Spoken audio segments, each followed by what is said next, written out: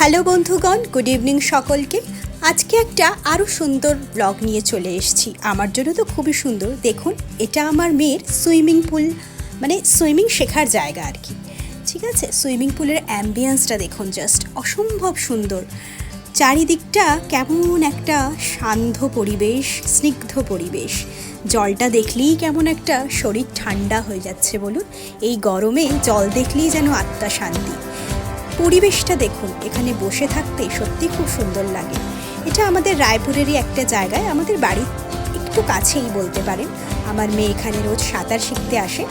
সাঁতারটা ভালোই শেখায় এবং পরিবেশটা সত্যিই খুব সুন্দর। আমি আর আমার হাজব্যান্ড দুজনেই ওকে ছাড়তে যাই এবং নিতে যাই, আর দুজনে ওখানে বসে বেশ গল্প করা যায়। মানে এত সুন্দর একটা জায়গা। আর সামনে জানেন তো একটা ক্যাফেও আছে ঠিক এর ভেতরটাতে। ক্যাফেতে দারুণ চায় আর বানমাস্কা পাওয়া যায়, সঙ্গে কিছু আরও স্ন্যাক্স যেগুলো থাকে আজকাল সেগুলো।